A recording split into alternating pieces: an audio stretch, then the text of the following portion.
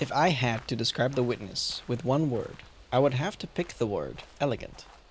Elegance is the very essence of what makes The Witness style and gameplay take shape and feel unique. The graphics are low poly, the island you're on is relatively small, but dense, and the core gameplay never makes any huge leaps, but somehow stays interesting. In this video, I'm going to talk about my experiences and thoughts after playing it blind on stream. All VODs are available on my VOD channel if you want to see everything.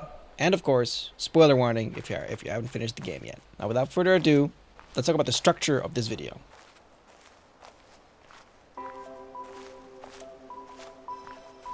I will be going through 4 main sections of what I feel are important factors to games to rate my experience with The Witness. The first section is art style.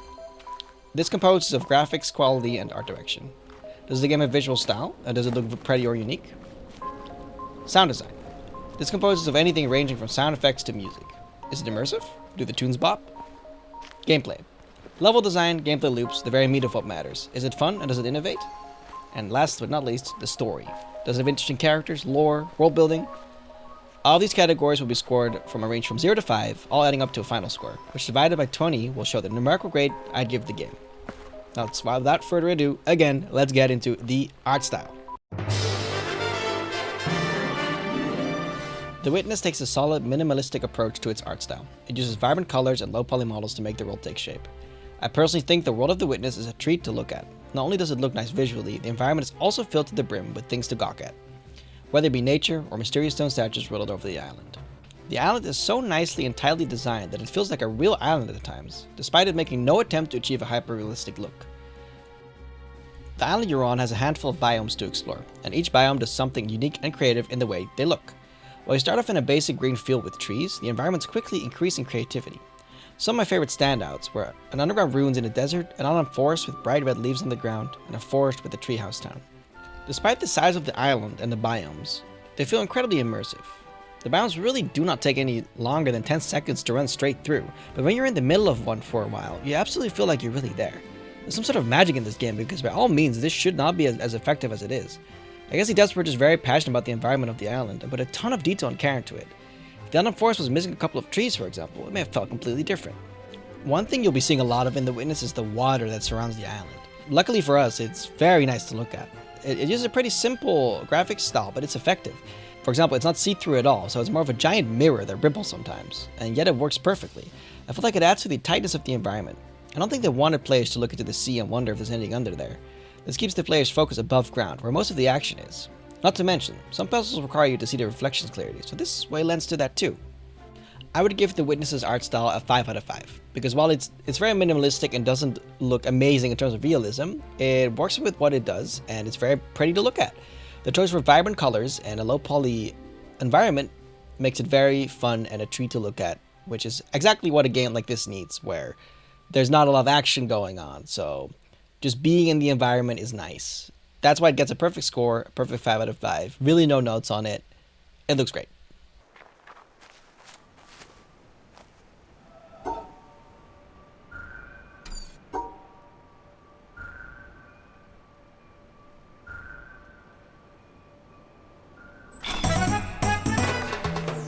Now, this is the part of the video where the meat is. The gameplay of The Witness is by far its most extraordinary feat.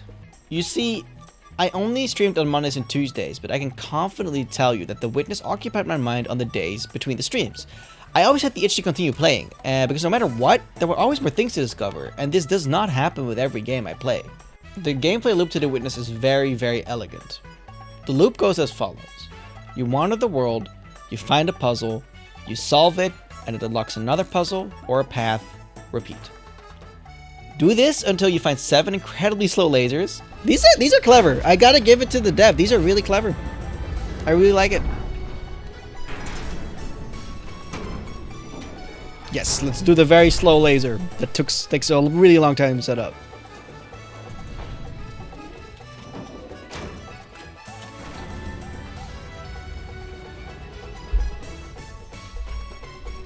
Shoot your laser.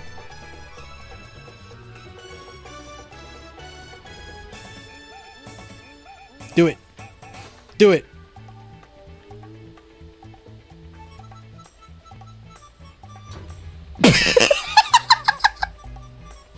Nope.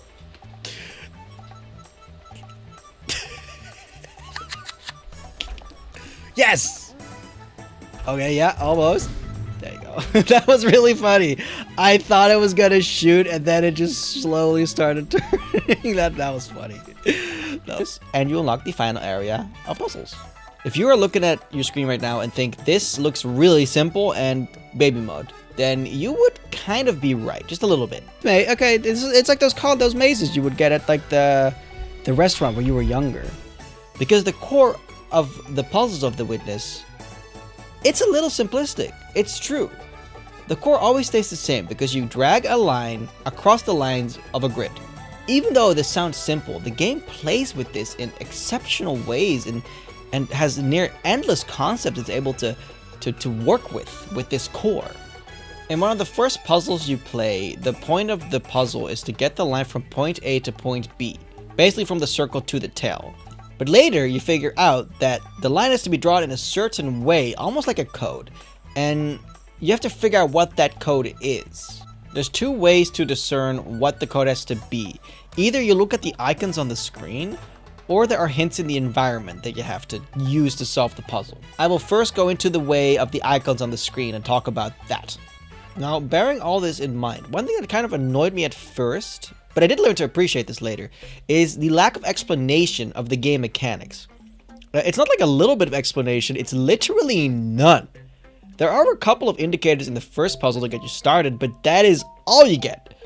First, this really annoyed me, because when I ran into a puzzle, it felt it was really silly to send me on a wild goose chase, and I had to experiment with no end in sight, even though I felt like it's the responsibility of the game to teach me the mechanics. And in the end, yes, this way of doing things did cause me some frustration. But what I didn't realize was that the game actually does take responsibility by teaching you the mechanics. Not through words though, but through action. For anyone willing to look for it, there are puzzles in the world that are so piss baby simple, you cannot help but learn from them. These puzzles are basically designed to be brute forced, with the intention of you experimenting, observing, and drawing conclusions from the data you have observed.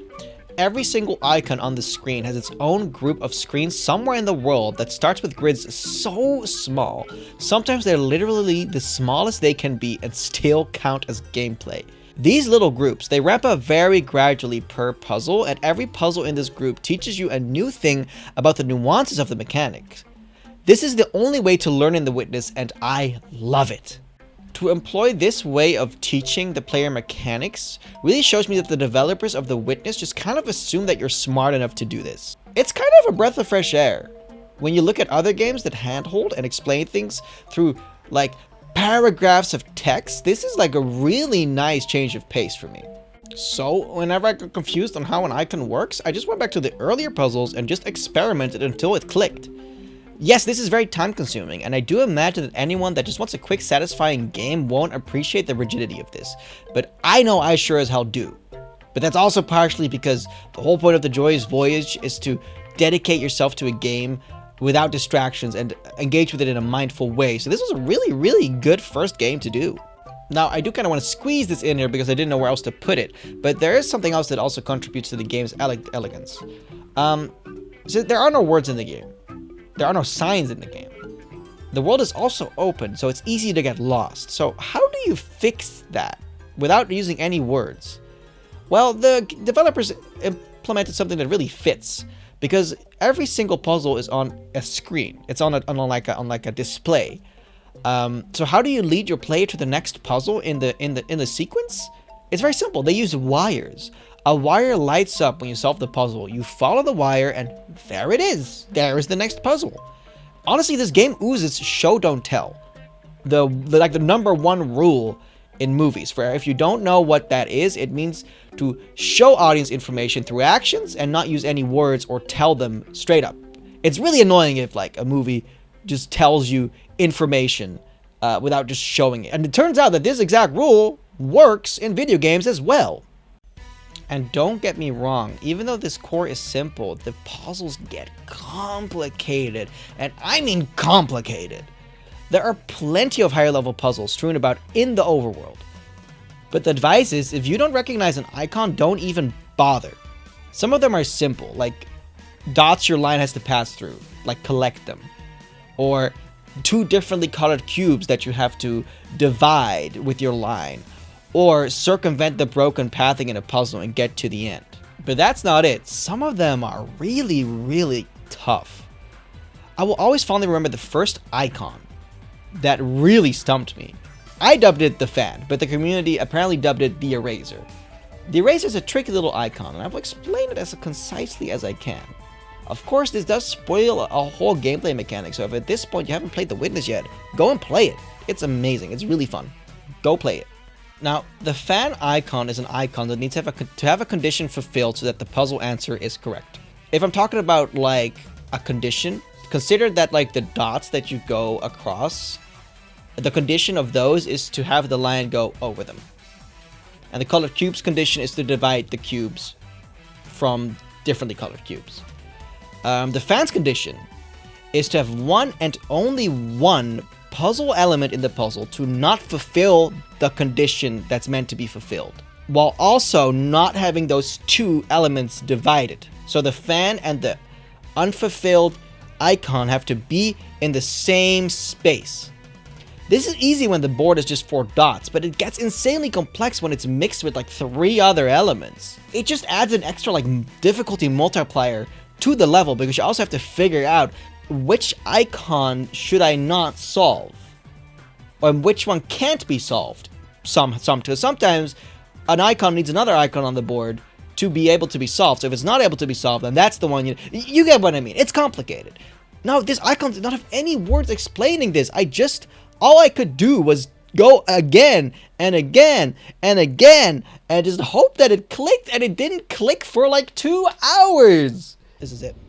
Yeah. Okay, I'm getting it. And then with this one, it's like, okay, yes. That's why this worked, is because this is the one element that the fan wants. Okay, that's the one element that the fan wants. I understand now. It was crazy. But once it did click, I never ever did any of those simple puzzles wrong again. I get it now. Once you get it, you're a different person. It feels amazing. It's great. So that's me talking about the icons, which I think is a very, very nice way to have everything just on the screen and figure it out. This definitely did have the most complex puzzles, and I thought was the most fun to engage with. Now we'll talk about the second way that you can figure out an answer to a puzzle, which is through the environment.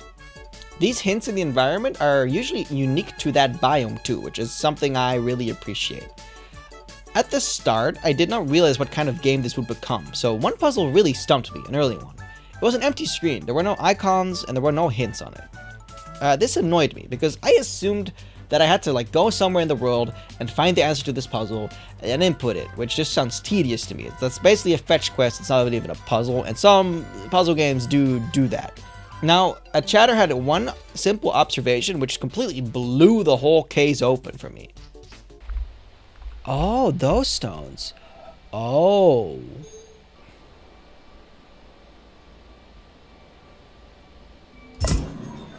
Bippy, you genius.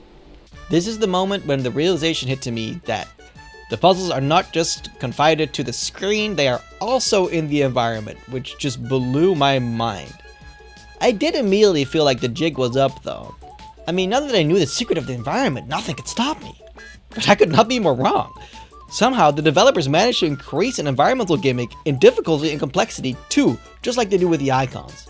Because the rock formation is perfectly behind the screen at first, but later you must deduce the right angle, so that the rock formation makes sense with the screen, so that it lines up. Another example that really stuck with me and comes to mind is one that happened in what I dubbed the Autumn Forest, where one of the first environmental puzzles is that you have to look at the way the branch shadows are on the screen itself, and then you have to dodge them to get to the end.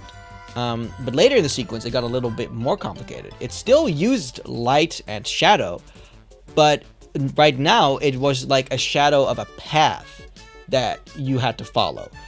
But one thing was really kind of tedious to me, and that was the fact that this path wasn't visible from the screen.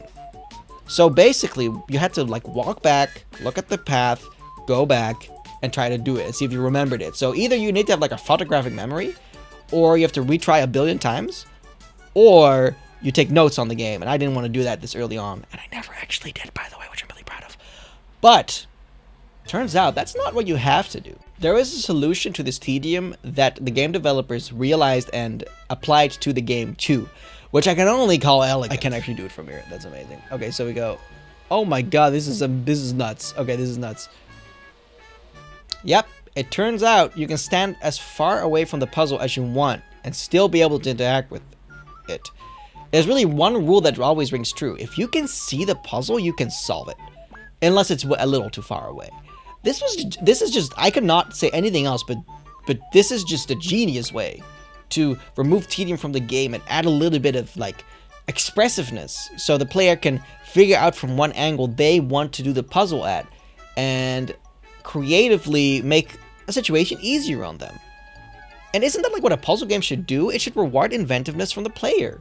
Speaking of inventiveness, there is a whole mechanic, secret mechanic that is in the game that I haven't even talked about yet. I want you to, if you've never played The Witness before or you just started off, don't watch any further here. You need to find this mechanic by yourself because it is just magical. All I can tell you is that it has to do with the black obelisks strewn around the map. If you don't know what those do yet, don't watch. Don't keep watching. Now, I stumbled on the secret mechanic near the end of the game. I stumbled upon it, and I swear to you, no one told me about it. I didn't get spoiled on it at all. I just kind of clicked on something, and something happened. I saw it when the squash lined up with a shape, like a circle in the wall. And I was just kind of like, I just clicked it for some reason. Oh, that's so cool. Oh, the squash is his head, bro. Okay, but I don't know where to input this.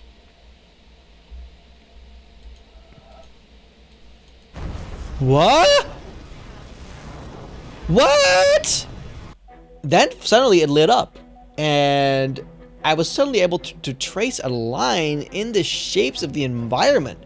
This was like mind-blowing to me, especially this late in the game. What? What puzzles did I miss? How many puzzles are there in the environment? What kind of madness is this? These hidden puzzles in the environment are called EPs, which is short for environmental puzzles. Now, as of writing this, I have not pursued the EP mechanic fully yet. I have only gotten like a handful. And this also just feels like a mechanic where the devs were just sitting down one day and be like, wouldn't this be a cool thing? Like, what if you could find a circle and a line in the environment and then click on it and it's a puzzle? And they were like, that's awesome. And then instead of just like leaving it at that, they implemented it, and they implemented it well, because it's not just finding a circle connected to a line. It's sometimes you have to look at it from the right angle so that the line doesn't like stay interrupted. I cannot imagine what a coding nightmare that must have been, but they did it.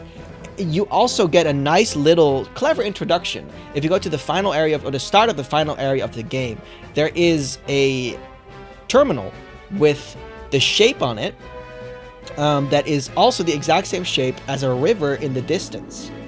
This should give you the idea to, oh, whoa, it's the same shape. What if I click on that? And then, whoa, wouldn't you know it? It's a thing. Isn't it amazing? This is not how I found out, though, which is insane. So, yeah, I'm very, very happy that I found out the way I did, because I feel like that was really special. Overall, I cannot do anything else but rate the Witness gameplay a 5 out of 5. It is just an incredible game. It's fun. It teaches the players. It doesn't it sometimes overwhelms them, but you can always just step back and come back to it later.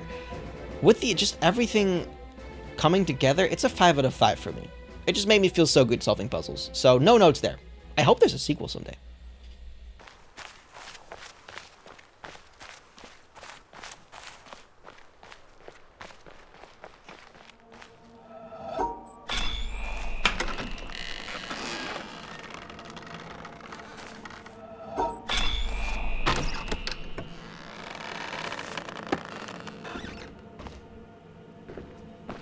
The sound design of the game is elegant as well.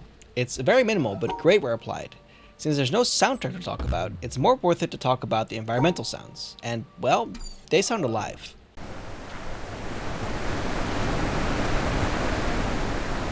Your footsteps, nature around you, a door opening slowly, they all give an incredibly detailed sounds that change based on where you are. The environmental puzzles in The Witness are the first time something fantastical shows up. This is accompanied by very powerful sounds, most notably the sound that plays when you finish the puzzle.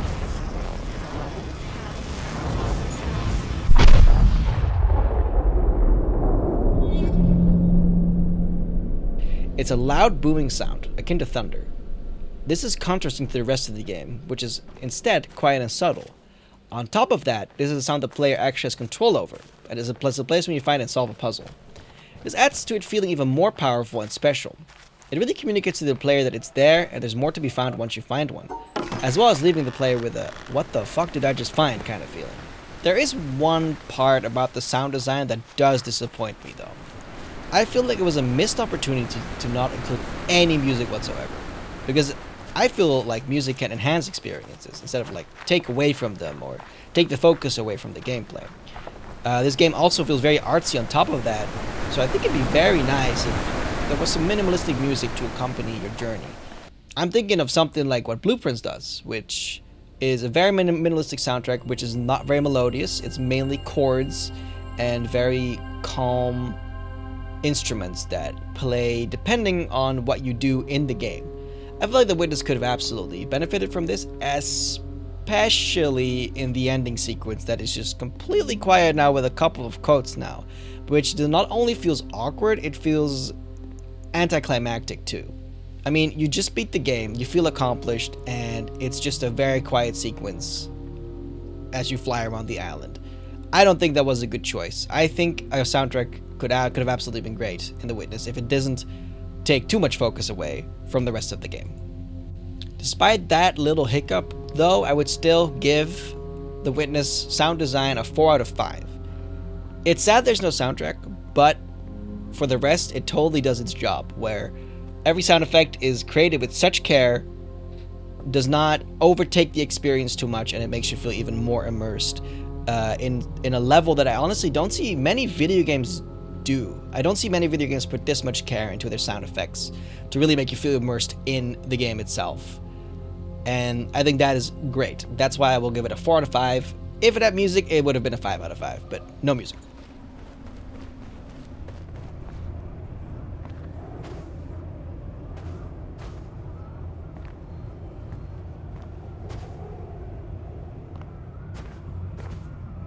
Now let's talk about the story.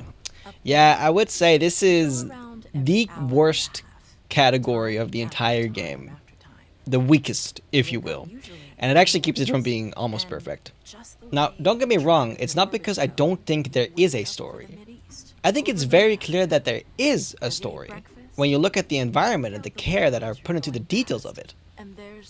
I mean, the first odd thing you notice on the island is that it actually is technically not a deserted island. There's infrastructure, for one, but also there's a good amount of human statues in many places you wouldn't expect a sculptor or artist to place one. This piques your interest. On top of that, there's also stone birds, sitting where you would expect birds to sit. Very quickly you can draw the conclusion that these statues probably actually used to be living beings. The island also looks to be in ruins, as it likely hasn't had anyone alive upkeep it in a long time.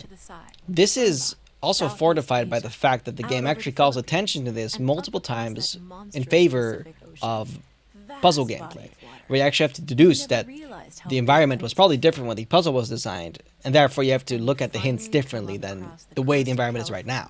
But how long it has been or what petrified these people is not something that I got an answer to. Now, I do want to say it is very possible that a secret ending or challenge may reveal more of the story. But I just wanted to experience the game naturally from start to the what you would call the neutral ending maybe. So I haven't done anything like that yet. And in that way it does feel like it ends with a sizzle. I mean, at the end you enter an elevator, the elevator takes off into the sky and it goes around the island and you look at all the biomes you've been while undoing all of your puzzles, which becomes very obvious when the force field reactivates at the end. You go back into your cave and the door closes in front of you. And at the very end too, your game closes, just like that. It ends with a sizzle, not a bang. I have heard people here and there talk about how the story of The Witness is meant to teach you that you should enjoy the process of solving the puzzles and not the reward or the destination that comes after. And while I did certainly enjoy the process, nothing in the game seemed to actually express this point in any way. This could be because I missed a lot, and this becomes a lot more clear if you see some secret things here and there. But at the end, it is still just a disappointing anticlimax. The fact that our progress is being undone at the end, too, points definitely towards the point of the destination doesn't matter. But it's also undeniably a cheap way of ending it. It feels a little bit anti-player, and I can't say that I think that was smart, or that I enjoyed that being the ending. This is also a good point to mention the random tapes and videos you stumble upon as you play The Witness. These videos and tapes not only seem out of place, but are also never any words written by the developers. They're usually a quote from some philosopher or scientist, or a clip from a TV show. One clip talking about how science changes the world more than art. I do appreciate the developers putting viewpoints in front of me, as they did make me think about them and digest them, even if I didn't agree with them. But that doesn't take away from the fact they all felt very disjointed and lacking a cohesive point to them. Why they were included is something I can't begin to speculate on, but it's weak and I wouldn't miss them if they were not there. Now, this wouldn't be so bad if I also really felt like the tapes didn't clash with the gameplay. Most of the time I actually ended up ignoring most of the tapes, even though they're meant to be secrets to be found. Because while the tape is playing, you can't really focus on the puzzle in front of you, which either made it so that I just wasn't listening to the tape at all, instead focusing really hard on the puzzle, or I just didn't play any of the puzzles while the tape was playing so I could actually listen and digest it. And such a precious little spot in that universe that you can block it out with your thumb. And you realize that on that small spot, that little blue and white thing is everything. And the latter was hardly worth it, because you're just not playing the game for like 30 seconds, and the former just seems like a struggle. So in the end, I did not listen to every tape I found. The fact that they're quotes from different people too only adds to the uninterestingness of them for me. It vexes me that the developers didn't feel like sharing any words themselves and just opted to put philosophies in there. It really doesn't work well, especially considering the type of game it is. This is a poor decision, and definitely takes points off. If the tapes were more relevant to my experience with the game, or video games in general, or art in general, I think I would like it a lot more. But as it stands right now, it feels like a weird addition, and I think it shouldn't be there. Overall, considering that the environment does have some interesting environmental storytelling, I would give it a 2 out of 5. Not a 0 out of 5, because there's something there that I really like. I would like some answers. Maybe I'll get them in a secret ending. But for now, I will rate it a 2 out of 5. Russell Schweikart, 1975.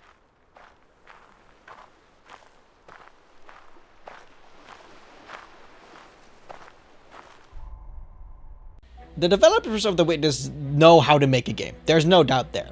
But it appears that their strength lies in basically everything that uses no words. They have an elegant game design down to a T, but this elegance is nowhere to be found when it comes to constructing and communicating a point. The inelegance of trying to feed you quotes from other people while trying to focus on a puzzle is a baffling choice to me, and only makes me feel like they should have never bothered for this game to have a point. They should have just stuck to producing an incredible puzzle game and left it at that. Therefore, I cannot give it a 10 out of 10. But my final score of The Witness, if you add up all of these different scores, you will get 16 out of 20, which if you do the math is an 8 out of 10. I feel like this is a very accurate score for me to represent my experience with The Witness. It was great, it was definitely above average, but there are some points that were annoying and frustrating, which, yeah, drags the score down a little bit. So it was a really, really good game. And yeah, I enjoyed my time with it. Now, if you enjoyed this video, please hit the like button and subscribe, because I will be playing through so many more games and reviewing them all. This was my first ever review of anything, so it was a little awkward, I do admit, but I think it's good that I made it, and I want to make more. So, yeah, be sure to check out my twitch.tv/JoyousBoyous1, in which I stream every Monday and Tuesday, at the very least, and I will probably stream more days in the week in the future, where we play through every game, and you will get my super awesome thoughts live, while you can also tell me I'm stupid if you think I am stupid, which is just a wonderful experience all around. And I will yell at you. I will not yell at you. I will argue you, though, for sure. I will debate you. Come on down to my chat and debate me. I dare you. Let's see how it goes. Anyway, I hope you enjoyed the video. Again, like and subscribe. Comment if you have any thoughts on my review, and I hope to see you guys in the next review.